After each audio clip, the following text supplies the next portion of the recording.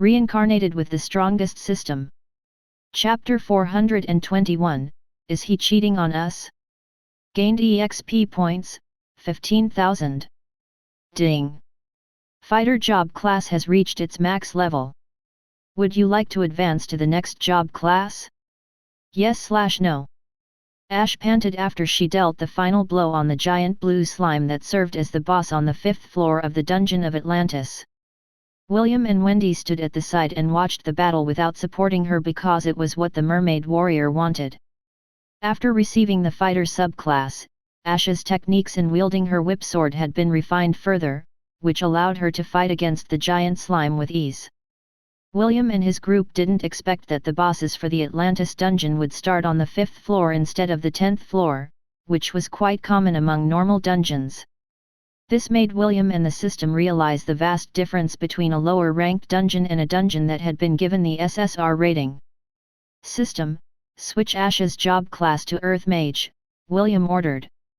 Subclass has been switched successfully. Thank you. William walked towards Ash and congratulated her for her victory.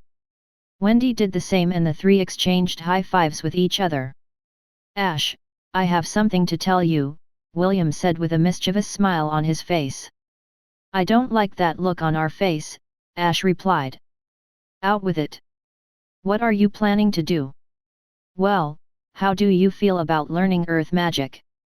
Earth magic? Are you referring to the magic that my twin sister can wield? William nodded his head. He had already told the two girls that he had the ability to bestow upon them new powers that they could use to further increase their strength. At first, Ash and Wendy were doubtful of William's declaration, but soon, they understood that he was not joking with them. William had bestowed the fighter job class to Ash. His goal was to unlock the job class Geomancer, which required both the Earth Mage and the fighter job class at their max levels. The Geomancer was a unique class because it specialized in magic-based attack. However, there was a trick in using this job class. Its attack would depend on the kind of terrain the user was in. For example, if Ash were to fight on land, or any ordinary terrain, she would be able to wield earth magic. If she was fighting in a swamp, she would be able to use water magic. William was quite curious about what would happen if Ash were to fight inside a forest. Perhaps she would be able to cast wood magic that would devastate her enemies in the wood-favorable terrain. Just, how are you able to do this? Ash asked. I never heard of this kind of power before. William flipped his hair and gave his mermaid lover a dashing smile. Now you know how strong I am. You are quite fortunate that you chose this handsome half-elf as your lover. Ash and Wendy snorted at the same time. They really loved William, but whenever the red-headed boy started to brag and act arrogant, they got the urge to beat the crap out of him.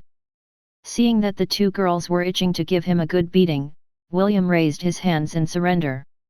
Still, wouldn't it be interesting? Wendy commented from the side. If Isaac were to see you wield earth magic, I'm sure her jaw will drop in shock and disbelief. A smile appeared on Ash's lips because she could already picture her twin's reaction. Wendy was right, she was also secretly looking forward to Isaac's reaction once she saw her earth magic. William chuckled before casually wrapping his arm around Wendy's waist and pulling the blonde beauty close to him. How about you, Wendy? William asked. Is the rune mage to your liking? Wendy nodded her head and looked up at William with starry eyes. The rune mage is a very interesting job. I love it. I'm glad that you feel that way. William kissed Wendy's cheek before looking at her current stats. Name, Wendy Cy Armstrong. Race, human. Age, 16. Job class, Magic Lancer, level 28.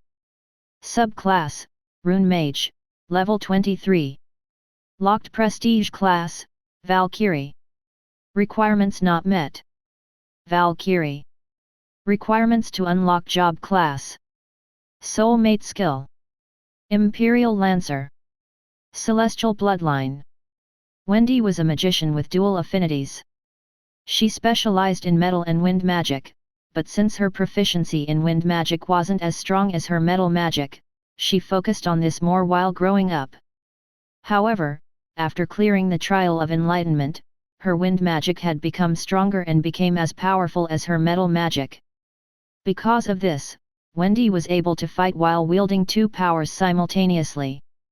This was also why William decided to let her play around with the Rune Mage job class. Just as the name suggested, this mage-type job class main focus was creating runes. At first, Wendy felt intimidated because she had to memorize 4 different runes and learn how to write them in order to activate its powers. Fortunately, Wendy's aptitude to learn and dual wield was the real deal, so the Rune Mage job class easily became her favorite. By combining 2 or more runes, Wendy was able to cast magic that boosted her overall fighting prowess. One of her favorite runic spells was the Runic Blades. It allowed her to materialize 4 long swords that dealt ethereal damage. These runic blades ignored the enemy's defense and were lethal against those wearing heavy armor. Once the blade cut through their body, it would drastically weaken their strength, and slow their reaction time, allowing Wendy to deal the final blow with ease. She also liked the rune traps that she could place on the ground undetected, since they would automatically explode once a target stepped within its range. This was also a trump card that Wendy could use when fighting against multiple enemies and controlling the flow of battle at the same time. William's goal was for her to unlock the Rune Master job class, which required a combination of the Rune Mage and the Fighter job class at their max levels. He believed that with this additional ace under Wendy's sleeve, she would be able to protect herself in the midst of battle. William understood that he couldn't always be with them when they fought on the battlefield. The only thing he could do was to increase their proficiency in wielding their new powers to allow them more leeway during tough situations. "Let's check the 6th floor, William said as she pulled Ash close to him and gave her a kiss as well. "I think we will be facing a different type of monster next." The 2 ladies beside him nodded their heads in agreement. However, before they could even step onto the next floor, the system sent a notification to William, telling him that Dave, Conrad, and Isaac had finally arrived in the Kirinter Mountains. "Let's postpone our dungeon expedition," William stated. "EST has arrived. Let's go meet her." Lionheart screeched before descending towards the 3rd peak of chivalry. The survivors of the tribes, who hadn't seen a griffin before, looked at Lionheart with curiosity and admiration. However, when they saw the wyvern that was hovering right next to it, all of them cried out in shock and unsheathed their weapons. Although they hadn't seen a griffin before, they were quite familiar with wyverns. There were snow wyverns that lived near the Kirinter Mountains, and they would sometimes conduct raids in order to capture the livestock that they reared in their tribes. Sometimes, the wyverns would also take some of the tribe members during their raids to serve as their food once they got back to their nests. Takam had turned a blind eye in these raids because it was also a way for him to prevent the northern tribes from being overly complacent about his protection. The demigod had declared that he would only aid them during an invasion. However, when it came to monster raids, he ordered them to fend for themselves. This was why the warriors of the tribes had remained strong throughout the years, and had become a force that the Hellan kingdom didn't want to deal with. William walked towards the flying carriage along with Wendy. Ian had already transformed herself into a boy and went to greet her young master and twin sister. Although she liked to stay by William's side, that didn't change the fact that she was EST's retainer along with Isaac. It was her duty to protect EST at all times. "Welcome to the Kirinter Mountains, young master," Ian greeted as he held EST's hand to help her disembark from the flying carriage. "It's good to see you again, Ian," EST replied with a smile. He then lowered his head to whisper something in Ian's ear. "Is he cheating on us?" EST asked. "No," Ian replied. "He's been busy gathering allies ever since we left the capital. Wendy and I are making sure that he doesn't do anything funny." The corner of William's lips twitched when he heard the 2 whispering boys, who were only a few meters away from him. Although they were whispering to each other, William's strong hearing was able to pick up their conversation. William felt that EST's arrival would break the status quo and cause complications in their bedroom arrangements during the latter's stay in the 3rd peak of chivalry. Chapter 422, This is the Power of Love. Brianna had held a small banquet to celebrate Est's arrival in the Kirinter Mountains. When the banquet ended, William took Dave and Conrad with him to have a private talk. His purpose for doing so was to know more about the current situation in the capital of the Hellan Kingdom. While William was away, Est, Wendy, Ian, and Isaac locked themselves inside William's bedroom to have some girl talk as well. Naturally, the nature of their discussion were the events that had transpired after William had left the capital. Ian narrated everything that they had done since the beginning. She told them about William's meeting with the infernal ape in the forest outside the academy. Then she narrated how William and her were attacked by a moody myriad beast inside the whimsical forest before gaining the help of the centaurs. Ian sighed when she told them about the stubborn titanic trollhound that didn't trust humans. She also mentioned, albeit in a lower tone, the conditions that were given to William by the sovereign of the Kirinter Mountains. Before going to the town of Hartlepool, we stopped by the Armstrong Duchy because William missed Wendy, Ian said while giving the blushing girl beside her a sidelong glance. What happened inside the goblin crypt? Est inquired. She didn't believe for a moment that a demigod would simply ask William to clear a dungeon without a reason. Ian and Wendy glanced at each other before answering Est's inquiry. William did something unexpected and captured a dungeon monster using a golden cube, Ian explained. After that, he touched the dungeon core with the ring on his hand and froze on the spot. Wendy decided to continue Ian's explanation because the latter took a glass of water to wet her throat. The moment the ring touched the dungeon core, it disappeared and William just stood there in a daze. No matter how much we called out to him or shook his body, he remained unmoved. Ian nodded her head in affirmation. He only broke out of his daze after 15 minutes. After that, we left the dungeon and returned to the Armstrong Duchy. William didn't tell us what happened, and we didn't want to pry. I see. Est held the hand of the two girls. Thank you for being there to support him. The two girls gripped Est's hand and smiled.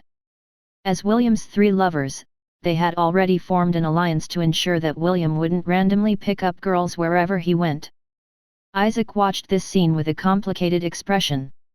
She felt out of place, but there was nothing she could do except listen to the three girls gossip about William behind the half-elf's back. An hour later, William returned to his room and told Est and Isaac that he wanted to show them a secret. Since Est was his lover, and Isaac was her retainer as well as Ian's twin sister, William decided to include the hard-working Isaac into his inner circle. This? Est stuttered. This is the secret you wanted to share with me. Unbelievable, Isaac muttered as she scanned her surroundings. William chuckled when he saw Est's and Isaac's reactions after he brought them inside the Thousand Beast domain. Since they would be fighting side by side in the future, he deemed that it was necessary to share some of his secrets with them. A/N, forgive me when I switch pronouns every now and then. I'm sure that you already understand the reason why. This domain is yours. Est gave William a serious expression. How did you get it? William crossed his arms over his chest before answering Est's question. If I told you that I bought it, would you believe me? No. Est firmly shook her head. I never heard of anyone selling a domain. How about you, Isaac? Isaac shook her head as well. Although she could tell that William wasn't lying, she refused to believe that a domain could be bought just like that. Well, since you don't believe me, there's nothing I can do about it. William smirked. He himself knew how ridiculous his words sounded, so he didn't bother to persuade the two to believe him. Actually, there's one more thing that I'd like to show you. William held Est's hand while offering the other to Isaac. What you are going to see next is more unbelievable than this. I hope that the two of you are ready. Atlantis Dungeon. What kind of sorcery is this? Est rubbed her face with her hands. William took her and Isaac to the 4th floor of the dungeon of Atlantis where the goblin warriors were currently fighting against slimes. Of course, these slimes didn't pose any threat to them. They were merely farming dungeon points as per William's orders, so that he could upgrade the goblin crypt, and increase the number of its floors. "William, are you still human?" Isaac inquired. "Just how are you doing this?" "You're so silly, Isaac." William happily patted Isaac's shoulder. "Of course I'm not a human. I'm a half-elf. I thought you already knew this." Isaac looked at William with a dumbfounded expression. "Of course, I know that you're a half-elf. What I mean is, no mortal can do the things you can do." "Are you sure you're still a mortal?" William nodded his head. "I am mortal, but I'm no ordinary mortal. Have you seen a half-elf as handsome as I? Have you seen a half-elf as awesome as I? Have you seen a half?" Okay, I understand." Isaac silenced William with a stopping gesture. "Are there any other secrets you want to share with us? At this point, I think I can believe anything." "Me, too," EST commented from the side. "Do you have other things to share?" William grinned mischievously as he glanced at Ash and Wendy, who were standing not far from him. The two girls understood the hint and decided to show EST and Isaac the results of their dungeon training. "Rock bullet," Ash said as she pointed her finger at a slime. Immediately a small rock materialized out of thin air and flew in the direction of the slime, making it explode. Isaac's pupils shrunk when her twin sister cast an earth magic skill in front of her. Ash wasn't able to stop herself from grinning when she saw her twin's reaction. Wendy created 2 hand seals using both of her hands and merged them together. Immediately 4 runic blades appeared around her. They glowed in an eerie light that made EST look at them with curiosity. After observing the floating swords for 2 minutes, she returned her attention to William and asked the question that was on her mind. "How?" EST asked. EST had already been baffled when she saw Ash use an earth magic skill. She knew that her retainer didn't have dual affinities in magic, so she couldn't understand how the latter was able to do what she did. As for Wendy, although the runic blades were good, EST only thought that the blonde girl had combined metal and air magic together to form this new kind of magic. She looked at the red-headed boy with a heated gaze and demanded an answer. "This is the power of love," William answered calmly. "Only those who love me will be able to wield these powers. What do you think? Pretty awesome, right?" "Yes." EST nodded. "Where's mine?" I'm asking where mine is? You gave Ash and Wendy this power, what about me?" The smile on William's face froze because he had completely forgotten about EST. He was so excited to show these powers to his BFF because he wanted to brag. However, he had made a terrible mistake in doing so. A/N, BFF means best friends forever, or just simply a very close friend. Beads of sweat formed on William's forehead because he had overlooked the necessary requirements in order to bestow a subclass to one of his lovers. "What's wrong?" EST asked as she walked towards William. "Don't tell me that I can't have these powers as well." Well, there is a right time for everything," William stuttered as he unconsciously took a step back. There is an important requirement that must be met before you can acquire these powers. And that is? It is a very difficult requirement. The current you is unable to clear the conditions for these powers to activate." EST stopped walking, then glanced at Ash and Wendy. She then looked at William with a raised eyebrow as if telling him, "These two managed to pass the requirement and I can't. About that, I also want to know." Wendy suddenly held William's arm before looking up at him with a curious expression. "You said that there are requirements, right? What are those requirements? Can anyone have them?" "No," William shook his head. "Only my lovers get this benefit." "Aren't I your lover?" EST asked in a challenging tone. "Wait. Are you telling me that you don't recognize me as your lover? Is that it?" EST walked towards William. She only stopped when she was only a meter away from the red-headed boy and crossed her arms over her chest. "EST, it's not what you think," William replied as he tried to think of a way to *t his way out of this mess. What happened with Wendy was a complete accident and he was not confident that the same could be replicated with EST. Issei had already told him that he was still underaged, so the power of his King's Ches space wouldn't allow him to add more familia members. Unless EST and him rolled in the sheets in their dreams, or something similar, it would be impossible to add his silver-haired lover to the list of his familia members. Left with no choice, William took EST to a place where the two of them could talk in private. He explained why he wasn't able to bestow a subclass on her. EST listened patiently to William's explanation. EST's face turned beet red when she finally understood why William was unable to give her what she wanted. Although she loved William, her heart wasn't ready for something that stimulating. EST's mother, Elizabeth, didn't let EST grow as an ignorant child and taught her about the birds and the bees. She did this to ensure that she wouldn't be taken advantage of when she finally regained her true form. "You're right, we're still too young for this," EST said as she lowered her head. "Thank you for telling me." William sighed as he hugged the very first friend he had made outside of Lont. "Don't worry. When that time comes, I promise that I will take responsibility. Also, I will do my best to lift the curse that has been given to you by the goddess Astrid." EST replied. "I believe you. Thank you. I'll wait for you, Will. Just, don't make me wait too long, okay? I will do my best. Let the gods decide the rest." Chapter 423, EST's Innocence Part 1.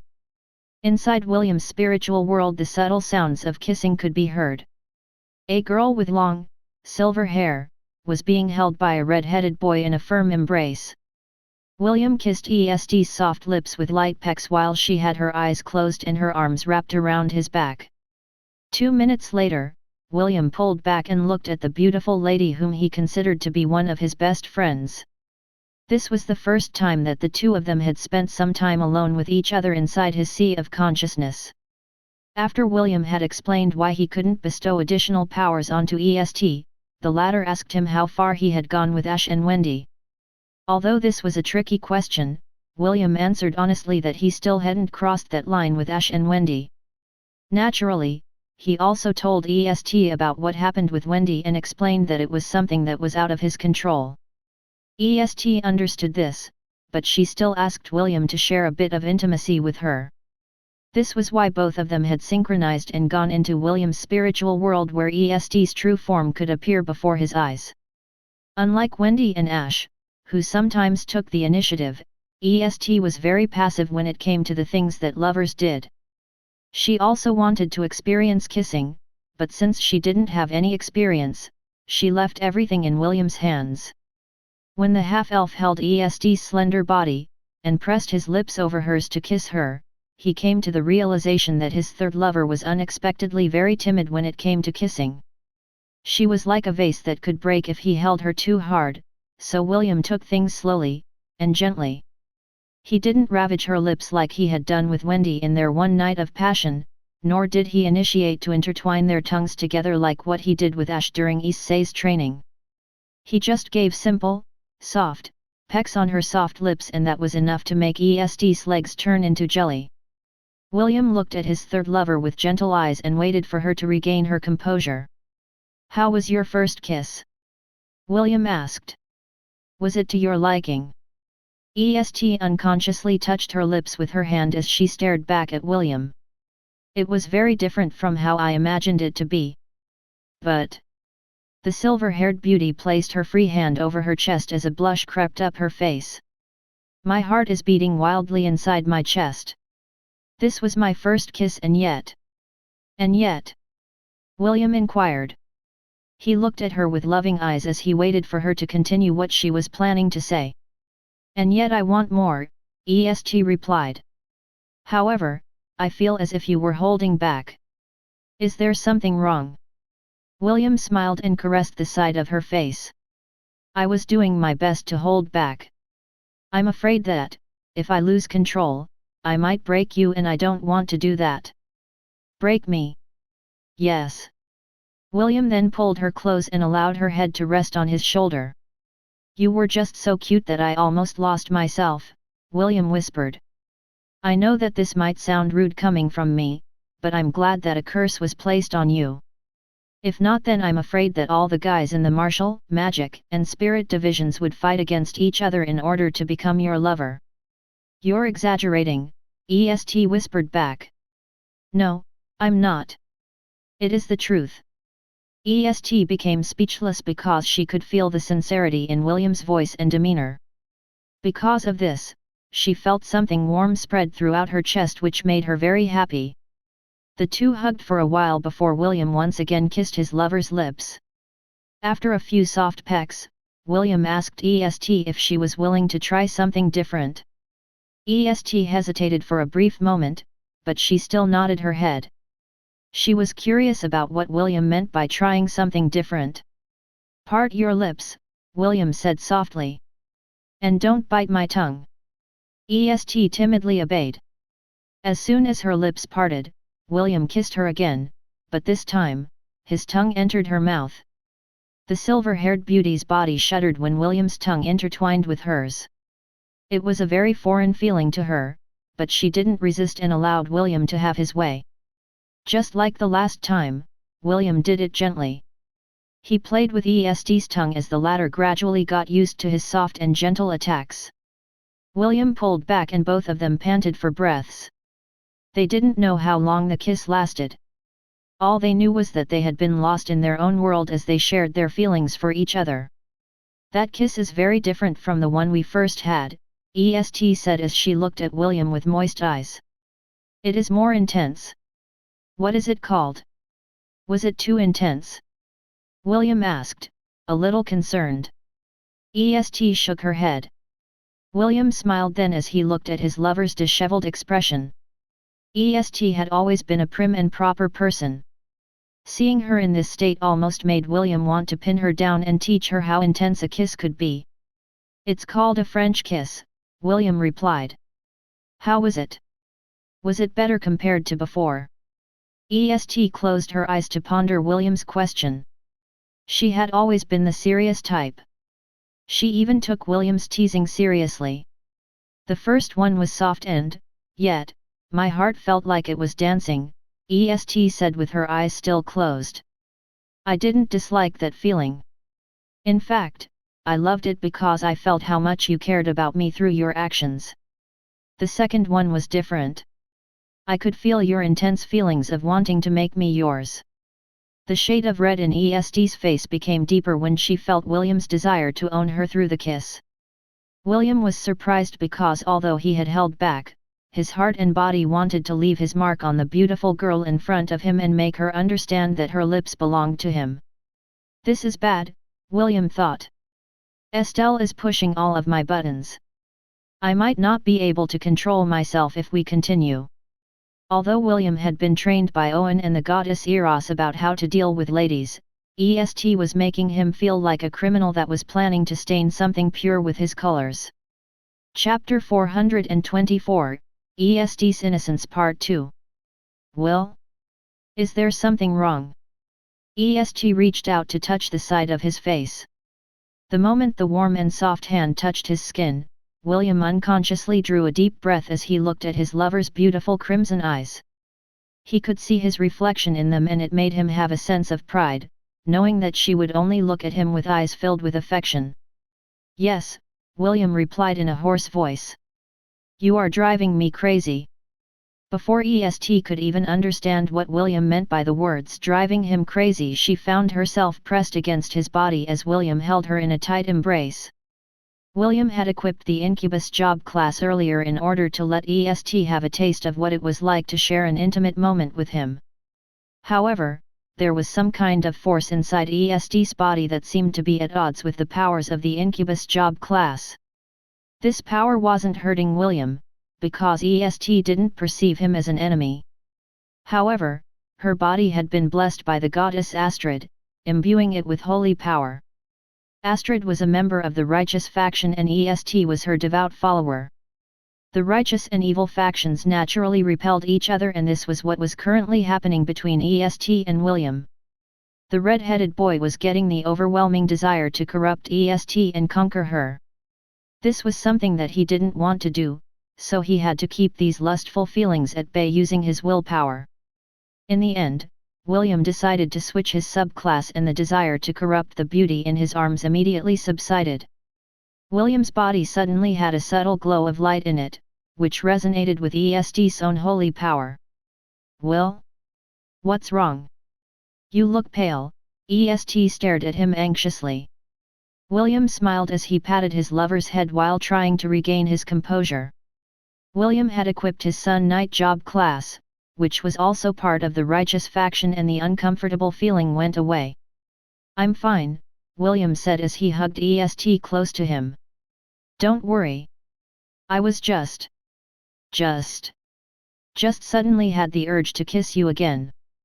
"Then kiss me and don't scare me like that." EST raised her head and closed her eyes. She waited for William to initiate the kiss because she liked the feeling of letting the half-elf take the initiative to kiss her. It made her feel that the love she had for the boy was mutual. EST knew that William was just making an excuse, but she didn't want to let this moment of intimacy slip away. She had endured long enough and wanted to be together with William as much as Ian and Wendy had been. Just the two of them. Without her retainers. Without anyone watching. Without any obstacles that prevented her from feeling loved. Even though she couldn't surrender her everything to William due to their age, she was still willing to do her best to understand what it was like to become lovers with the boy that she had loved for so many years. Even without the incubus job class, William was proficient enough to give EST what she wanted. The two kissed and kissed and kissed some more until EST found herself lying on the sea in William's spiritual world. William looked down on her with undisguised love and affection. Once again, William didn't need the incubus job class to mark the silver-haired beauty as his lover. He lowered his lips to kiss the nape of her neck, which made EST's body shudder. He kissed, and suckled that part and gave it a light bite, leaving a mark on her smooth, and pale, skin. He could see EST's skin reddened from the kiss mark that he had left on her neck. He wanted to add more, but decided to hold back because he might not be able to stop himself if he continued with his line of thought. "Will," EST said as she reached out to wrap her arms around William's head. "Don't hold back. I am not a vase that will break easily. I am strong." The pair of crimson eyes that looked straight into his own light green eyes made William's heart beat faster inside his chest. The little snow rabbit was offering herself to him, and the red-headed boy was on the verge of turning into a wolf that would eat her up until nothing was left. "EST. Will. Don't say those words while you look at me with those eyes filled with yearning," William stated as he planted a kiss on her forehead. "It's a crime. I don't want to be a criminal and..." William whispered in EST's ears, which made the latter cover her face in embarrassment. "Seriously, how can my lover be this cute?" William thought as he rested his head on EST's soft chest to feel her heartbeat. Although both of them were still wearing clothes, William's sensitive hearing could still hear his lover's wildly beating heart. He could also feel her warmth, her softness, and the subtle fragrance of her body. William took all of this in as he allowed himself to be lost in these tender feelings that both of them shared. Suddenly, a pair of soft and slender hands rested themselves on William's head and held him in place. The two of them didn't talk, for no words were needed. EST felt very happy because she was finally able to embrace William. Not in his unconscious state, but in a state where the other was able to reciprocate her feelings. She prayed that once the war was over, William would be able to lift the curse on her body. That way, the two of them would be able to hold each other, not only in his spiritual world, but in the real world as well. Until then, she would hold on to his sweet kisses and whispers of love that made her realize that the words that her mother had told her long ago were indeed true. EST, when the sky falls down, there will always be people who will step up and carry its weight on their shoulders, Elizabeth said with a smile. Will I be able to meet such a person? EST asked. His face was half in doubt and half curious of the possibility of meeting someone who could create a miracle. Of course you will. Elizabeth chuckled. If it's you, you are destined to meet such a person. Just know that if he really appears in your life, you'd better hold him close and never, ever, let. Chapter 425, Pillar of Support. Where did the two of you go? Wendy asked when William and EST returned to the villa in the Thousand Beast domain. You've been gone for a few hours. William smiled and sat on the couch beside Wendy. EST and I did some training. Right, EST. EST nodded. Her face was calm and collected, which was vastly different from the silver-haired lady within William's spiritual world, who melted with happiness because of William's kisses. Ian looked at her young master with an understanding gaze. After spending time with William over the past few weeks, she knew how passionate the half-elf could be when the two of them were together. She assumed that her young master had been able to share an intimate moment with William based on the slight smile that could be seen at the corner of EST's lips. Wendy rolled her eyes at the half-elf's futile attempt to hide things from her. If she hadn't seen EST's true form, as well as the affection that she had shown William when the boy was still unconscious, Wendy would definitely brush off William's excuse like the passing breeze. Even so, she just kept silent because she had already accepted that her lover was destined to have multiple lovers aside from her. At least, I am his first wife, Wendy thought as she leaned on William's shoulder. I will not give away my position to anyone. William didn't know what his lovers were thinking. He just thought that he handled the situation really well and was giving himself a thumbs up in his heart for a job well done. His time with EST was truly sweet. The half-elf enjoyed teaching her how to kiss and the latter, although a bit passive still, did her best to learn. Still, I shouldn't use the incubus job class when I am with EST, William mused as he patted Wendy's head while looking at EST. That was the first time William had felt the overwhelming desire to conquer and, in a sense, corrupt his lover by making EST fall into the throes of pleasure. After consulting the system, both of them came to the conclusion that the polar powers of the righteous and evil factions affected different job classes to a certain extent. William didn't want to conquer EST in that kind of manner because she was surprisingly innocent when it came to relationships. She was like a sheep and William was like a wolf. The poor sheep was unaware that the wolf was planning to eat her whole, not even leaving the bones behind. A day's travel in that direction, you will arrive at the town of Lont, a teenage boy said as he pointed at the distance. I am one of Sir William's knights, so I have been in his hometown once. Do you still want me to accompany all of you or can you manage on your own? If it's not a bother, can you please accompany us till the end? Paul, the new leader of the freedom fighters from the Zealand dynasty, replied with a smile. I will ensure that you get enough food to last for your return journey. Very well. I will guide you safely to Lont. Thank you. Paul and the other fighters from the Zealand dynasty had traveled for several days on horseback. They used teleport gates and asked many people for directions until they found a teenage boy riding on top of a hippogriff in one of the towns located in the southeastern side of the Hellan kingdom. All of them were already losing hope, but Paul still urged them forward until they found the boy who was part of William's knight order. A day later. Is that a millennial beast? A pretty girl gasped when she saw the giant golden ape in the distance. Wyverns. And there are more than one of them, another boy exclaimed as he pointed at the flying lesser dragons that were patrolling the skies. Paul's face became grim as he looked at these powerful creatures. Although there were more than 200 of them in their group, they didn't stand a chance fighting against the Arabro. Adding the wyverns to the equation would just lead to one ending: suicide.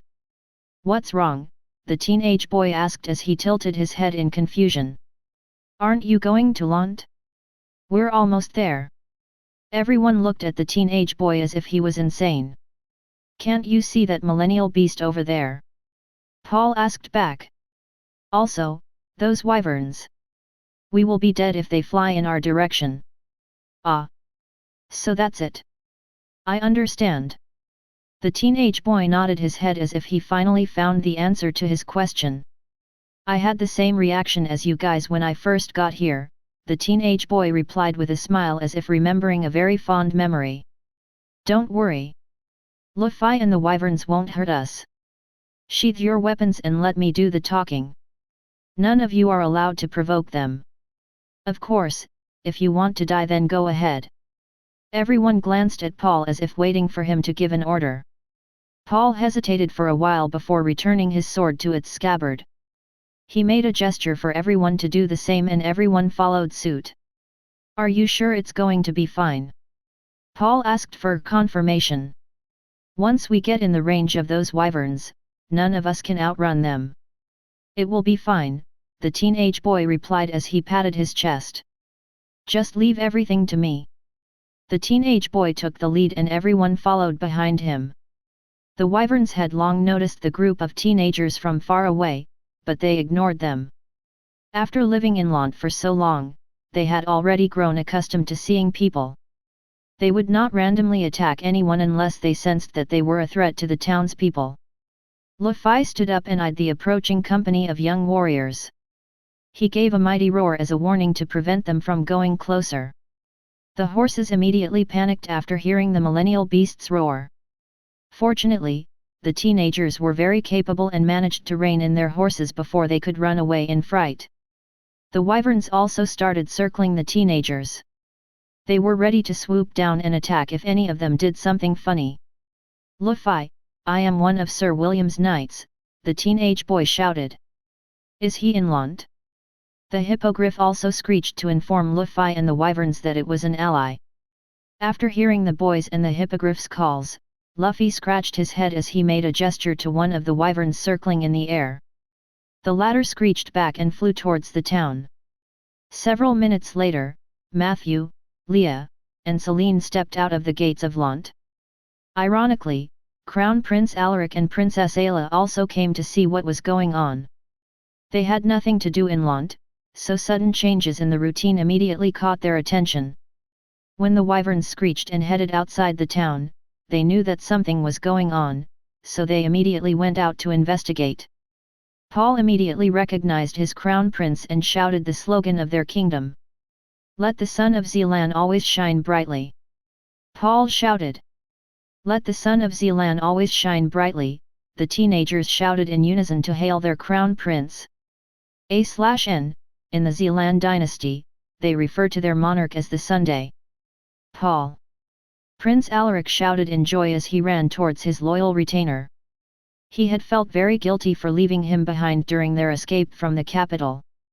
It's good to see that you are safe, Your Highness. Paul dismounted from his horse and kneeled in front of Prince Alaric. The other teenagers also dismounted and kneeled. Some of them were crying. Finally, they had found their crown prince. He was their last pillar of support after their leader, Arslan, had stayed behind to allow all of them to escape. Chapter 426, His Name Is. After being reunited, Prince Alaric asked Matthew, and Leah, if the survivors of his kingdom could stay in the town of Lont. The teenagers were very surprised to find an adult who was not affected by the curse and hadn't been turned into a crystal statue. Celine was currently wearing a veil, so none of them were able to see her face. She just stood to the side and listened to Prince Alaric's and Matthew's discussion. She had already observed the teenagers that had arrived at their doorstep and sensed that all of them were in the gold rank. Although this was nothing special for the elves, for the humans, this was a great achievement for their age. Too bad that they still fall short compared to the young warriors of the elven race, Celine thought. Even though she was an elf, she would gladly snap the neck of any elves that dared to point their weapons at her. Celine had no love for her race and there were only a handful of elves that she truly cared about. As for everyone else, all of them could burn in hell. Of course they are welcome to stay, Matthew said with a smile. They can stay for as long as they want. Thank you, Prince Alaric replied. He then took Paul, and his ragtag army of teenage boys and girls, to their temporary residence. Lont still had houses to spare, and letting a few hundred children stay wouldn't be much of a problem. While Prince Alaric was getting information from Paul and the survivors of his kingdom, Matthew, Leah, and Celine returned to the Ainsworth residence to discuss their next course of action. "Are you sure that everything is going to be fine?" Leah asked. "I know that they are Prince Alaric's people, but they might have other thoughts if they spend a few days here." Matthew held his wife's hands and looked at her with a devilish grin.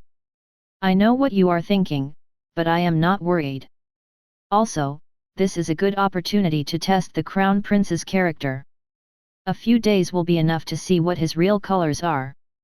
Celine smiled from behind the veil covering her face. She had not interacted with Matthew frequently, but she approved of the latter's way of thinking. "The apple doesn't fall far from the tree," Celine mused as she thought about James and William. James was an opportunistic bastard. William was the same. Matthew was an angel compared to the two of them, but that didn't mean that he couldn't be devious. As the future Lord of Lont, Matthew had been trained to be a good judge of people. However, even with his knowledge, he still couldn't see what Prince Alaric's goal was. Of course, he understood that the Crown Prince wanted to liberate his dynasty, but that was impossible at this point in time. Matthew wanted to know what their distant cousin would do if he had acquired enough manpower to form a small private force. "So, Arslan was left behind," Prince Alaric sighed. "This is quite unfortunate. I just pray that he hasn't been killed. That would be a great loss to our kingdom." Paul and the rest of the teenagers lowered their heads in shame. They knew that if Arslan hadn't held the enemy back, they might have already been captured or worse, dead. "Don't worry, we will have a chance to stage a comeback," Prince Alaric stated. "We just need to wait for the right opportunity. For now, rest here in Lont. You are safe here." Paul hesitated for a brief moment before voicing his thoughts out loud. "Your Highness, what is the deal with this town?" Paul inquired. "Why do they have a millennial beast as their gatekeeper as well as wyverns patrolling the skies? From what I observed, there is nothing special about this town. Can you please enlighten me?" The other teenagers also thought the same thing, but they were too embarrassed to ask their crown prince this question. Fortunately, Paul took the initiative. All of them waited for their prince to tell them why this town was protected by so many powerful beasts. Prince Alaric smiled as he looked at his people. Frankly, he also had the same questions when he arrived in Lont. Only after spending a few days inside this crude, and quiet, town in the countryside did he understand why this place was special. "The previous lord of this town is Lord James von Ainsworth," Prince Alaric smirked. "Do any of you know him?" Paul frowned. The name sounded familiar, and he was sure he had heard the name before. The other teenagers were also on the same page as him. For some reason, they felt like they should know who James was, but they couldn't recall why he was familiar. "Ah, the pretty girl, Arya," who was now Paul's second in command, exclaimed when she remembered who James was. Lord James. The undefeated barbarian that challenged all those who wished to marry Lady Urza many years ago. Arya's eyes widened in shock. "Why, Your Highness, are you referring to that Lord James von Ainsworth?" Prince Alaric nodded. "You are correct, Miss Arya. The previous overseer of this town is none other than Lord James, who turned the Zealand nobility upside down due to his wish to marry Lady Urza." Now that James' identity was revealed, the teenagers remembered the stories that were told by their parents about the bastard barbarian who whisked away the jewel of their kingdom. James was a legendary figure in the Zealand dynasty because he was the only one who managed to win the heart of the Undying Witch, who was a member of the Aif family and who was one of the guardian families of their kingdom. "The teenager you saw earlier, Sir Matthew, is his grandson," Prince Alaric said. "He is the current Lord of Lont. However, that is not why this town is special." Princess Ayla, who was listening from the side, clenched her hands together. The image of the handsome half-elf who had fearlessly fought on the peak of cavalry flashed before her eyes. William's image had been engraved inside her mind because there was a time when she wished that the one he had fought for was her instead of Brianna, who was considered to be a princess in the northern tribes. The person I am talking about is currently not here in Lont, Prince Alaric said softly. However, I believe that if we want to reclaim our dynasty from the elves, the one who will lead us to victory is none other than him. The majority of the teenagers that had heard their crown prince's words were quite doubtful. None of them believed that a single person could fight against the elves and help them reclaim their dynasty. Prince Alaric knew that they were thinking. He would have had thought the same if not for the fact that he had seen with his own eyes what William did. The Minotaur race was the guardians of the Zealand dynasty. It would not be easy to make them submit to a single person, for they were very stubborn and wouldn't yield to anyone. However, William was able to do this. Even Urchitu, the great warrior that was second only to the two sons of King Minos, had sworn fealty to him. This had shocked Prince Alaric to his core. In the past, Prince Alaric had asked Urchitu to become his beast companion, but the latter refused. The giant white ox told him that he wouldn't yield to any mortal men and would only bow down to his sovereign, King Minos. This was why Prince Alaric found it hard to believe that the millennial beast and its subordinates had sworn their allegiance to William, who was not even a citizen of their dynasty. "Listen well and remember his name," Prince Alaric said with a serious expression. "The one person that might be able to create a miracle and drive off the foreign invaders from the southern continent, his name is William von Ainsworth." Chapter 427, Killing Two Dumb Birds. Achoo! William sneezed and immediately the yin-yang cauldron started to shake. "Oh! FCK!" William hurriedly teleported inside the dungeon of Atlantis before throwing the contents of the yin-yang cauldron at a squad of Siokois that could be found on the 7th floor of the dungeon of Atlantis. The colorful fishmen, that were a meter tall and carrying small spears, turned into a pool of goo as their bodies melted in green acid. William looked at this scene with a grim expression as the cloud of green smoke disappeared from the point of impact. Gained EXP points, 1,500. That was close, William thought as he patted his chest.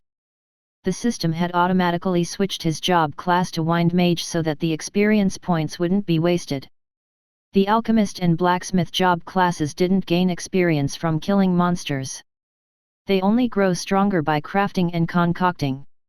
William was currently experimenting with how to create a powerful acid that could melt rare metals. Although he was not aiming to create an acid strong enough to melt adamantium, he was planning to create something close to it. Right now, the Rainbow Bird's main arsenal were the magic missile lollipops. After William had upgraded his main job class, and added 2 members to his familia, the King chess piece had unlocked a new ability that benefited his King's Legion. It was none other than the equip ability. What kind of ability was this? Just like the name suggested, it allowed William's herd, and King's Legion, to equip themselves with items. They could also store these items in a special space that belonged to them. Currently, all of the members of William's Legion are able to equip 3 items. Each item should not surpass 5 meters in length and width. This was a great boon to William's private force because this allowed them to carry weapons, ammunition, and other miscellaneous items in their own personal storage. This personal storage could be summoned at will, anytime, anywhere, which made it a very useful ability. After learning about this new feature, William thought about giving the Ingrae birds some acid bombs that could potentially wipe out a group of people using powerful acid, even if they were wearing armor. William's alchemist job class was currently level 10 and he could only upgrade it by doing alchemy. He also didn't have any ingredients for the acid bombs he had in mind, so he was just tossing things inside the cauldron and seeing what stuck.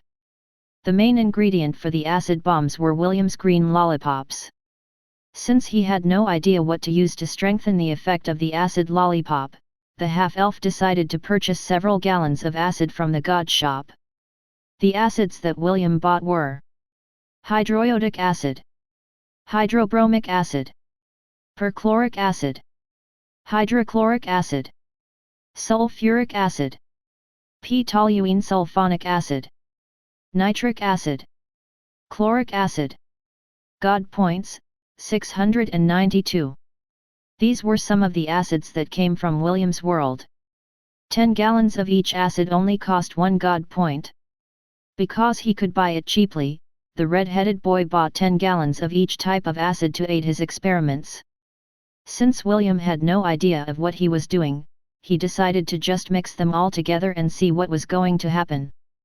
200 ml of hydroiodic acid, hydrobromic acid, perchloric acid, hydrochloric acid, sulfuric acid, p-toluene sulfonic acid, nitric acid, chloric acid plus the lollipop is enough to wipe out a party of Xiaokois, but it is too unstable.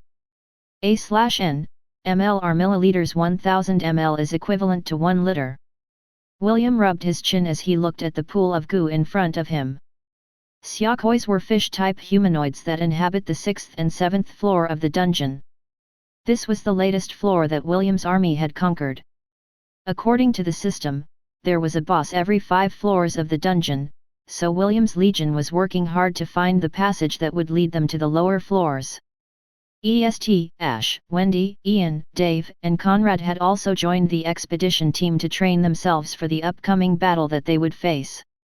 Since Dave and Conrad were part of William's King's Legion, they were now also able to gain experience points to strengthen themselves at a faster rate. The two teenagers didn't understand what was happening to them, but they could somehow feel that their bodies and techniques were getting stronger with each monster that they killed. Unfortunately, EST and Isaac weren't able to gain this ability to be able to benefit from the experience points. William solved this matter by giving them several high-grade beast cores to help them increase their ranks after battling inside the dungeon to their heart's content. Although they were being left behind by the others, EST and Isaac didn't feel troubled by it. Of course they were a bit jealous. However, knowing that their comrades at arms were getting stronger was a good thing for them as well. Should I lessen the quantity of each acid, or should I just use 2 to 3 types of acid at a time? William muttered as he poked the pool of acid on the ground with a stick. Xiaokois are Class D, low, beasts and don't wear armor, so I can't tell if this is a success or not. William narrowed his eyes. Lily's acid can't melt steel, but if I condense 20 lollipops into one, they would be able to do that. However, I can only create a few of them if I go with this route. It is not enough to equip the Ngrai birds. William was so lost in thought that he didn't notice that someone had already approached him from the back. A pair of soft and delicate hands covered his eyes and a teasing tone whispered in his ears. Guess who? William smirked internally as he decided to play along with his lover. I wonder who this is? Based on how soft the hands are, I'm sure they don't belong to Wendy, William said as if he properly assessed the pair of hands that blocked his vision. Her hands are very rough and could even be used as a brush to wash clothes. This pair of hands definitely doesn't belong to her. A snort reached William's ears before the pair of hands that blocked his eyes disappeared. However, they went straight to the half-elf's ears, pulling them hard to the side. Mercy! I was just joking. William hurriedly held the hands that were pulling his ears. Such delicate and beautiful hands, how could they possibly be used as a brush for washing laundry? I'm sure they belong to the most beautiful lady in the southern continent. None other than my first wife, Wendy Cy Armstrong, who will soon be called Wendy von Ainsworth. HMP. Wendy finally let go of William's ears and crossed her arms over her chest. She eyed her boyfriend who was rubbing his ears and looking at her with a face filled with injustice. Will, I want to ask you a question, Wendy said with a serious expression. William noticed the seriousness in Wendy's gaze, so he decided to stop joking around and looked at her with a calm expression. Ask. I want to hear an honest answer from you. William nodded. Be at ease. I swear upon my handsome face that I will give you an honest answer. Hearing her lover's promise, Wendy walked up to him and wrapped her arms around William's body as she stared straight into his eyes. Who do you love the most between the three of us? Wendy asked. Ash, or me? Of course I love you most, William answered in a heartbeat. After all, you are my first wife. Wendy felt relieved because he could see the seriousness in William's eyes. She then rested her head on his shoulders and smiled sweetly. It was at that moment when two rainbow birds circled above their heads. Suddenly, two familiar voices reached their ears. Will. Whom do you love the most? Is it Wendy, or me? The red-colored bird asked, perfectly replicating Ash's drunken voice. Of course I love you the most, the blue-colored bird replied, perfectly replicating William's voice. William's body stiffened when he heard this exchange. Beads of sweat started to form on his forehead as he cursed the two annoying birds who just dropped a bomb over their heads. Really? Are you telling me the truth? The red bird asked. Yes, the blue bird replied. Wendy giggled as she looked at the two birds in the sky. Those birds are quite lovely, Wendy said. They can even imitate voices. Did you teach them to say those things? Why yes, William replied. I was trying to teach them how to talk, so I made them speak these lines. How interesting. Right. Suddenly, Ash, and Isaac appeared beside William and Wendy. So, this is where the two of you are, said. We just found the path that leads to the 8th floor and we are planning to explore it. I came to find Wendy, but I didn't think that you'd also be here, Will. William gave EST a thumbs up in his heart for her impeccable timing. With this, he would be able to wiggle himself out of this mess. But then, the two rainbow birds raised the volume of their voices as they circled around Ash, EST, and Isaac. Will, I want to ask you a question, the blue-colored bird said using Wendy's voice. Ask, the red-colored bird said using William's suave voice. I want to hear an honest answer from you. Be at ease. I swear upon my handsome face that I will give you an honest answer. If earlier, only beads of sweat formed on William's forehead, now, a river was flowing freely. Wendy also tilted her head to the side as she heard the familiar conversation of the two birds circling around them. Who do you love the most between the three of us? The blue bird asked. Ash, or me? Of course I love you most, the red bird answered in a heartbeat. After all, you are my first wife. After saying those last words, the two birds flew away like their lives depended on it. William had summoned Stormacala and was about to unleash a lightning war art in order to erase the two troublemakers from the face of the dungeon. Motherfuckers! After all I did for the two of you, William gnashed his teeth in anger as lightning swirled around Stormcalla's body. Lightning God war art! Will, what are you doing? Wendy's icy gaze made William completely stop from continuing his attack. Wendy, I'm just training my skills by killing two dumb birds. I mean, practicing my technique using those two birds as my targets, William replied. It is better to hit moving targets, don't you think? This is true. Wendy nodded her head.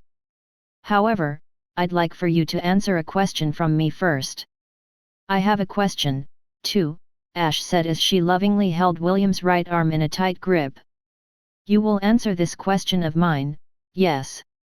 Will, me, too, EST said as she walked towards William with a "you'd better fess up or you will regret it" glare. Wendy had already grabbed William's left arm in a vice grip that wouldn't lose to her Valkyrie form's arm lock. Isaac, who was standing at the side, turned her back towards the four of them and looked at the sky. Rest in peace, Isaac said internally. She knew that blood was about to spill and she had no intention of preventing it from happening. Gee girls, listen to me, William said with a face filled with righteousness. This is just a misunderstanding. Allow me to give the three of you a proper explanation. That day, a loud scream rang out on the 7th floor of the dungeon of Atlantis. It was the sound that was similar to a pig being slaughtered and it traveled throughout the entire dungeon, allowing everyone to hear it. William's herd, Legion, as well as Dave and Conrad, heard William's dying screams. Just like Isaac, they lit a candle in their heart and prayed for the half-elf who was currently being murdered by three beautiful ladies by his side. Chapter 428, A Meeting with the Elven Princess. Halt! Who goes there? An elven guard shouted as he stopped a robed figure from entering the city gates. The 3 other guards, who were currently manning the only gate that was open to the capital city Briar Glen, surrounded the robed figure, brandishing their weapons. Instead of answering, the robed figure took out an insignia that made the expressions of the 4 guards stiffen. "I came to meet the princess," a delicate-sounding voice said.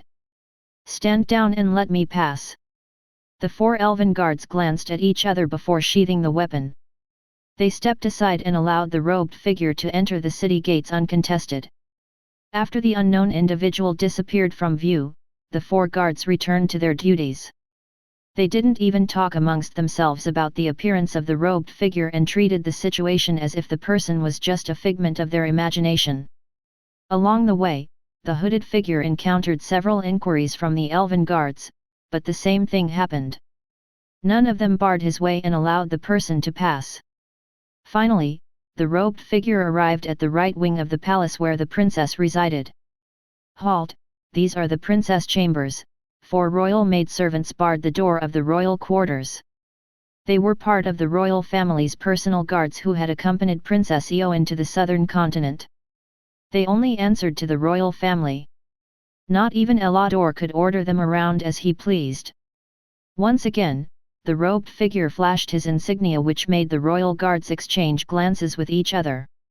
They knew what the insignia meant, but they were still on the fence about whether to allow the stranger to enter the princess quarters. "Please, wait here," the head guard said. "I'll inform the princess first." The hooded figure nodded in acknowledgement.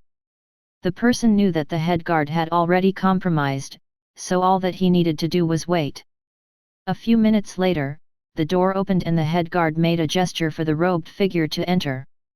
The princess was seated on the couch of the living room, being attended to by 4 maids. Upon seeing the guests' arrival, she waved them away to give the 2 of them some privacy. Although they were reluctant to leave, the servants left the room as per the princess' wishes. When it was only the 2 of them, Princess Eowyn bid her guest to sit and the latter nodded in acknowledgement. "Why don't you take that robe off?" Eowyn asked. "It's just the 2 of us, so there's no need to be reserved." "You're right," the robed figure replied and took off the robe that covered his body. A delicate-looking boy appeared before Princess Eowyn and the latter personally poured a cup of tea for him. The boy thanked her and drank the tea that the princess had personally served him. When he had drunk half of it, he returned the cup on top of the table and looked at the princess, who was looking back at him with a smile. "I didn't expect to see you here in the southern continent, Senior," Princess Eowyn said. "Are you perhaps here on a mission on behalf of the Saintess? How should I address you?" "Just call me Kenneth," Kenneth answered. "I am here on behalf of my family. However, the Saintess also approved of me being here." "Kenneth?" Princess Eowyn giggled. "Who thought of that name? Was it perhaps teacher who gave you that name?" Kenneth nodded. "She said that it's a good name and that it would serve me well during my stay here in the southern continent." "Did Lady Arwen also predict that this was going to happen?" "No. My reason for coming here was to observe a certain individual." Princess Eowyn raised an eyebrow. The Saintess of the World Tree, Lady Arwen, only had 2 disciples. One was the Elven princess, the other was Kenneth. Both of them were regarded highly in the Silver Moon continent because they were the only 2 people that had been accepted by the Saintess as her disciples. The insignia that Kenneth had shown the Elven guards was the insignia of the Saintess. Her authority was equal to the authority of the King of the Elves, and very few individuals dared to defy her orders. Even the patriarchs of the ancient Elven clans were wary of antagonizing her. They were afraid that their entire bloodline would be cursed and lose the blessing of the World Tree were they to do so. "This individual must be very special to have your clan personally instruct you to monitor him," Princess Eowyn said with genuine interest. "Is it possible for you to tell me this person's identity?" Kenneth nodded. "Actually, my reason for coming here is to ask for your help. With how things are going, it is imminent that he and the Elven forces will come to a face-off." Princess Eowyn frowned. She didn't know who this person was, but if her senior disciple came to personally talk to her about this issue, it meant that the one Kenneth was monitoring was an extremely important person. Who? You're also familiar with him. He's none other than Teacher's only son. Princess Eowyn's expression immediately became serious. Naturally, she had heard about her teacher's son. The half-elf that was born between the saintess of the World Tree and the human hero that had defended the Silver Moon continent against the demon race invasion. The princess had long wanted to meet her teacher's only son, because she was curious what the son of the two most legendary personages in the Silver Moon continent would be like. Can you tell me more about him? Princess Eowyn asked. Kenneth smiled as he recalled William's narcissistic and arrogant attitude. He hadn't seen him since he had left the academy to participate in the defense of the Hellan Kingdom at Ravenlord Citadel. The delicate-looking boy was saddened when he found out that William was currently in a coma, due to the spiritual injury that he received during the demon race invasion at the Royal Academy. He is a very interesting person, Kenneth stated as he looked at the princess with a gentle gaze. He has teacher's eyes and is quite good-looking. He can be arrogant and narcissistic at times, but if one can see past these annoying traits, they would find him a very endearing person. Be careful, princess. If you give him an inch, he will shamelessly take a mile. Princess Eowyn chuckled. That doesn't sound heroic. The way you describe him, he is more like a bandit. Also, stop calling me princess. You make it seem like the two of us aren't close.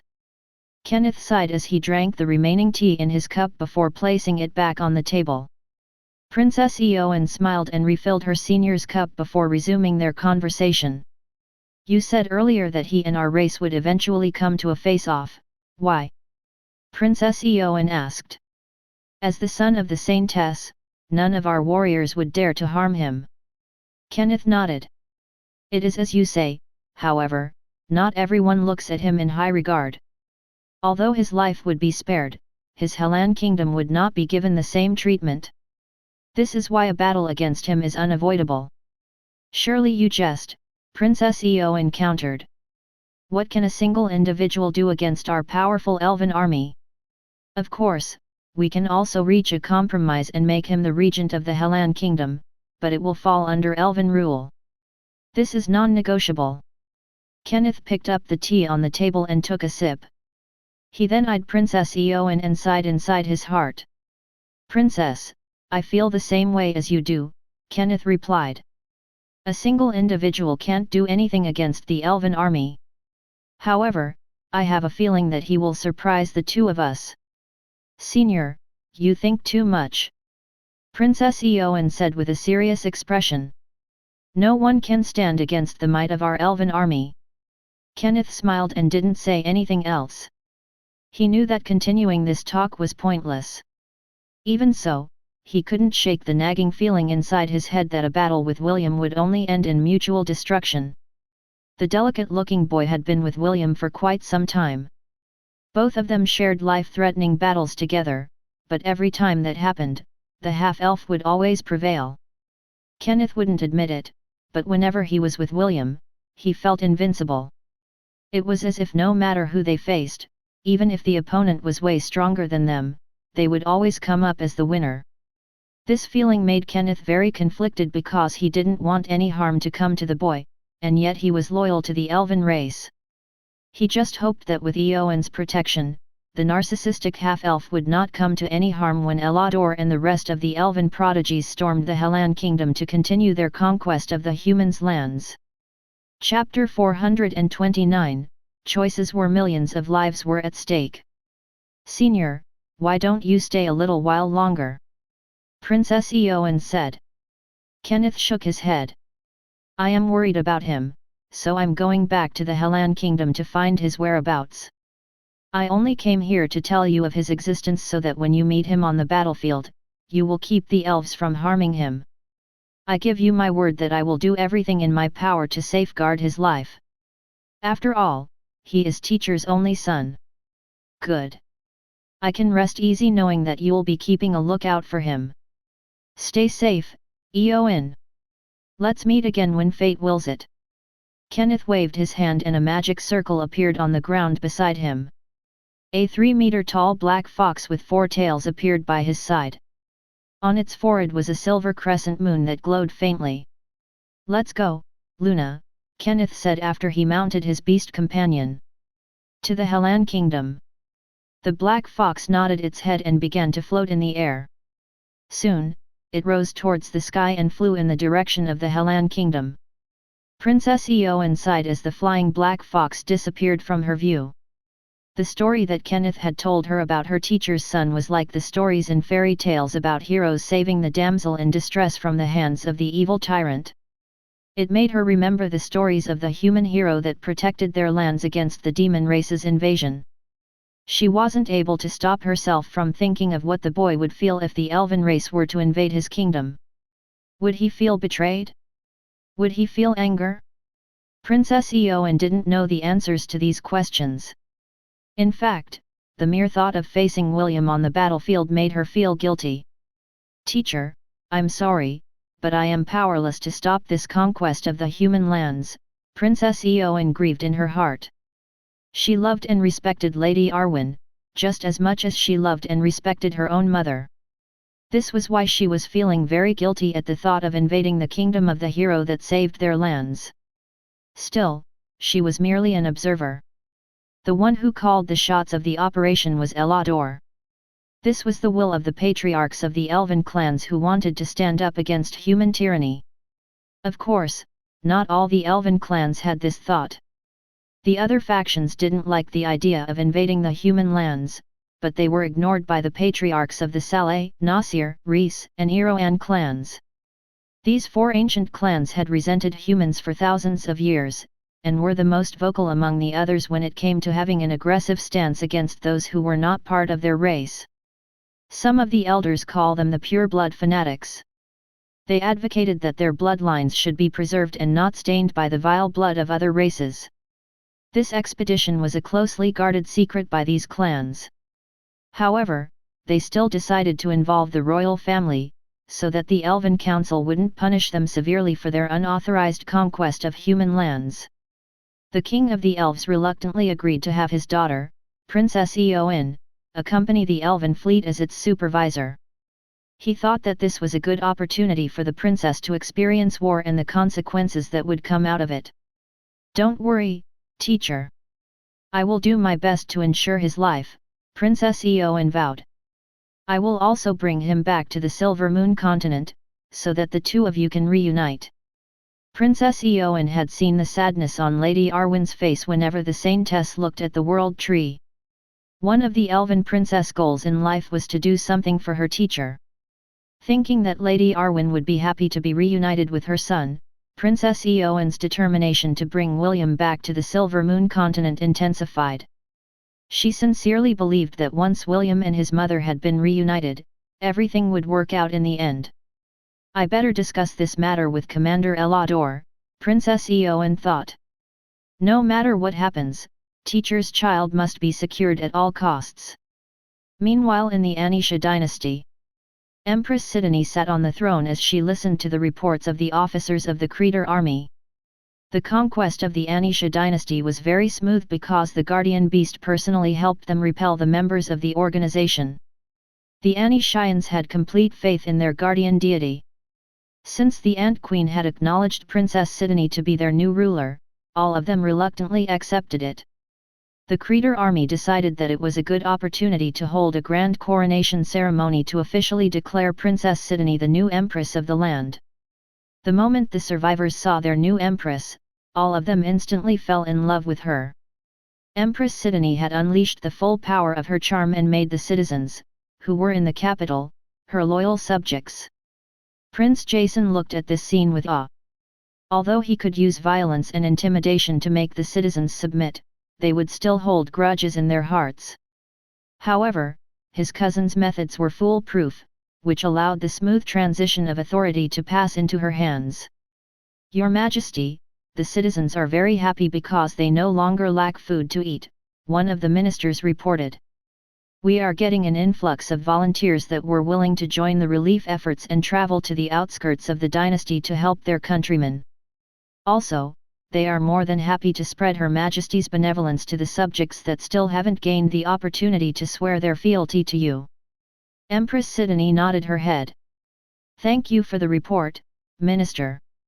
I hope that everyone will do their best to ensure that none of my citizens suffer from starvation. Also, see to it that all of their needs are met." "I hear and obey, Your Majesty." "We hear and obey, Your Majesty." Empress Sidney looked at the heirs of the nobles of the Anisha dynasty and smiled. All of them had fallen completely under her charm. Even the members of the royal family were now bowing to her as if they were mere commoners in the face of their liege. 2 sword saints and 1 grand archmage stood a few steps away from her throne. They were her personal guards that Emperor Leonidas had personally arranged beforehand. These 3 men were, also, in awe of their emperor's granddaughter and felt that their plan to take over the entire southern continent was well within their grasp. They had no doubt in their minds that in the face of Empress Sidney's beauty, intellect, and charm, no man, or woman, would be able to resist kneeling and bowing their heads in submission. "I wonder what you're doing right now, Sir William?" Empress Sidney thought with a smile. "I sure hope that you think of me from time to time." "Don't worry, Sidney. Give it a month or 2 and darling will have no choice but to think of us constantly. For now, you know what to do, right?" "Of course," Empress Sidney smiled sweetly. "All is fair in love and war." Morgana smirked from inside their shared mindscape. The plan that they had concocted together for their beloved prince was currently in motion. Both of them looked forward to the choices that William was going to make. Choices where millions of lives were at stake. Chapter 430, A Paradise Within Atlantis. William had busied himself with using several job classes like blacksmith, alchemist, and wind mage. When he wasn't crafting or concocting something, he would join the members of his herd and legion in clearing up the dungeon monsters in Atlantis. Whenever he participated in the battles, William would always use his wind mage job class because this was one of the key classes needed to unlock the Elemental Lord Prestige job class. In order to unlock this class, William needed to have the 4 mage classes Fire, Wind, Earth, and Water at their max levels. The Wind Mage was among the first classes that he had acquired many years ago, but had never found an opportunity to use. After several days of farming experience points inside the dungeon, William and his army arrived at the boss room in the 10th floor of the Atlantis dungeon. The half-elf looked at the silver gates that marked the entrance to the boss room with a frown. "Those who want to venture past these gates, know that only 6 may enter at a time." The message didn't say anything more than that. William knew that he couldn't take the warning lightly, so he decided to personally choose the members who would accompany him inside the room. "Only 6 are allowed to challenge the boss of this floor," William said to his comrades. "I will be one of the 6 to enter. The rest." "I'm going with you," Wendy stated. "Me, too," Ash commented. "I will also go," EST declared fearlessly. "Wherever the young master and my twin go, I go," Isaac said in a firm manner. Ella took a step forward and nodded her head. She was coming along as well because she wouldn't allow William to fall into any kind of danger. William scratched his head because his plan to choose who would accompany him was thrown out the window. He could see how determined his lovers were to accompany him into battle, which made him feel like his heart was being scratched by a kitten. The half-elf pondered for a bit before nodding his head. He assumed that since they were just on the 10th floor, the threat of the dungeon boss wouldn't be that high. Besides, he could call upon the power of his heroic avatar if everything suddenly went south. "Very well," William agreed. "The rest of you can either explore the previous floors or return to the Thousand Beast domain. I will notify all of you if something goes wrong." The members of William's herd and legion nodded their heads in acknowledgement. They had complete faith in William, so they weren't too worried about the dungeon boss battle. All of them scattered and went to do the things they wanted. Some returned to the Thousand Beast domain, while others returned to the other floors to raise their ranks. William watched them go before placing both of his hands firmly on the silver gates that would bring them to the dungeon boss of the 10th floor of Atlantis. "Are you for real?" William's eyes widened in shock as he looked at the scene in front of him. White sand and a sparkling blue sea appeared before his eyes. Several palm trees stood not far from the shore, creating a tropical paradise that William had only seen in magazines and television. "System, are you sure that there are no monsters here?" William inquired. "No boss monsters. I've already finished doing a detailed sweep of the surrounding area and detected no strong life force that would belong to a boss monster. Only small aquatic animals like fish, crabs, clams, starfish, and a few more harmless creatures are found inside this area. I also consulted the records of other dungeons and came to a conclusion. This is perhaps what is called a safe zone where adventurers can rest during their dungeon expedition." A safe zone? William scratched his head. Naturally, he knew what a safe zone was. He just didn't expect to find it inside a suspected boss room inside a dungeon with a high rating. "Well? Where is the boss?" Wendy asked as she scanned her surroundings. She was still holding her weapon firmly in her hands and her guard was still raised. Ash and Isaac were the same. All of them were looking around with their weapons ready to strike anything that would come their way. It was only Ella who seemed to be at ease in the current situation. She even had that rare satisfied look on her face as she eyed the beautiful beach in the distance. "Be at ease," William said as he patted Wendy's shoulder. "There is no boss monster in this place. It is a safe zone." Wendy tilted her head in confusion. "This is a safe zone." William nodded. "Since we are already here, why don't we stay for a bit?" The half-elf immediately notified the members of his herd and legion that they had come across a safe zone and would be staying there for the time being. He did this to ensure that none of them would get worried if he didn't appear for a few hours. William took Wendy's hand and guided her to the beach. Ella, Ash, and Isaac followed behind him. The sand under their feet was very soft, and walking over it was very comfortable. William half-dragged Wendy towards the water's edge and allowed the wave to wash over their feet. The water's temperature was warm yet felt very refreshing. It was at that moment when William suddenly had a great idea as he eyed Wendy and Ash with a devilish smile on his face. "System, we can buy regular clothes, right?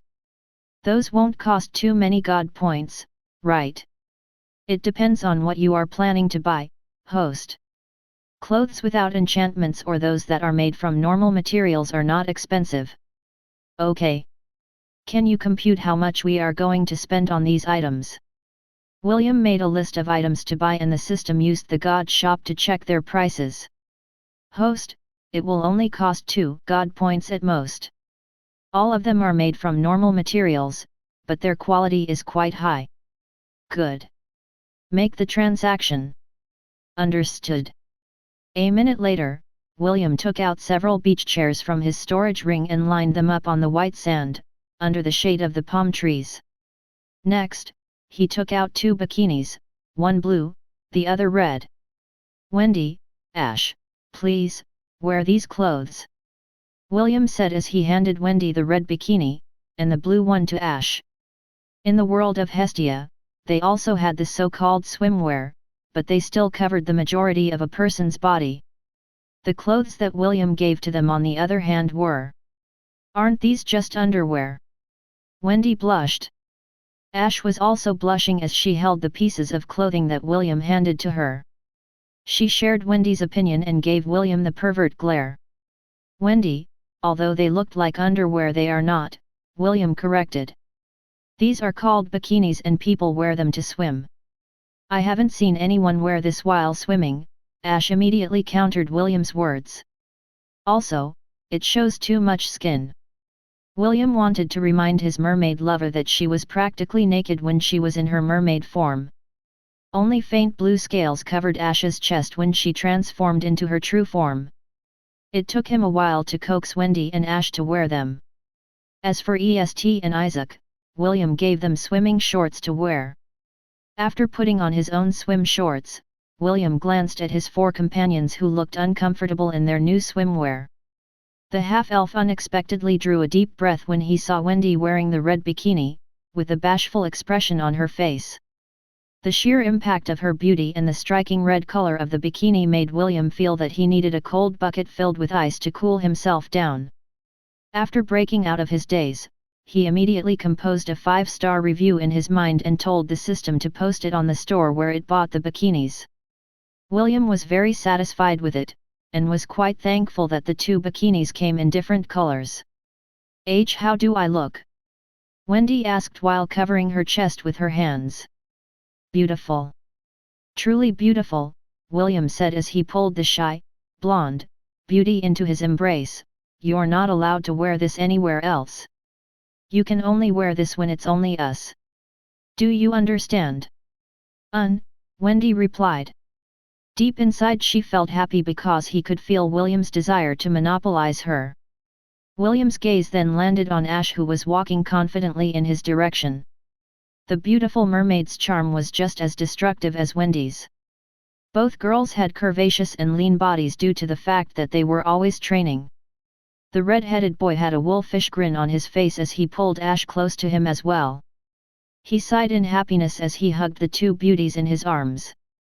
It didn't take long before he dragged both girls towards the sea where they frolicked in the blue waters. EST sat on the beach chair and decided to take a short nap. She wasn't jealous of William spending time with Wendy and Ash, because she knew that the half-elf would make it up to her later. Isaac, on the other hand, scoured the beach to catch crabs, clams, and fish to cook for lunch. "I'll prepare a seafood feast for everyone," Isaac muttered as she placed the crab she had just caught inside a bucket. "It has been a while since I ate crab." She had always liked foraging for food, and the bountiful beach was the perfect place for her to put her skills to use. After half an hour of playing in the water, Wendy returned to shore and laid down on one of the beach chairs. The warm and soft breeze felt so comfortable that it lulled her to sleep. Ash, on the other hand, transformed into her mermaid form and pulled William into the depths of the sea, where both of them shared passionate kisses. Ash made sure to constantly transfer air to her beloved as they danced in the underwater world, surrounded by colorful fishes that served as a beautiful backdrop for the 2 of them. The past few days had been hard on all of them. William had busied himself in making acid bombs for the Ingrae birds, while Wendy, Ash, and Isaac joined William's legion in exploring the dungeon floors of Atlantis. They only met up with each other when it was time to sleep. By that time, all of them would be too exhausted to do anything aside from gathering in William's sea of consciousness to help him recover at a faster rate. This was also why William decided to take a short break with his lovers and enjoy this new paradise that seemed to have been made just for them. Ella had already exited the boss room after ascertaining that there were no threats that would endanger William's and his lovers' safety. She returned to the Thousand Beast domain in order to watch over the 3 kids who were still fast asleep. For her, as long as William was happy, she would support him all the way. When she arrived at the makeshift nest of the 3 kids, she noticed that Thor's and Ragnar's bodies were glowing slightly. Ella's expression became serious as she monitored the fluctuations of the magical energies surrounding Thor and Ragnar. Suddenly, a strong burst of magical energy erupted from their bodies and they floated in the air. The magic crystals inside the cavern emitted an intense light which flew in the direction of the 2 beasts floating in the air. Half a minute later, the glowing lights receded and the 2 beasts landed on the ground. Ella didn't do anything and just observed from where she stood. Thor and Ragnar opened their eyes and looked at Ella sleepily. Thor shook his head in order to drive the drowsiness away.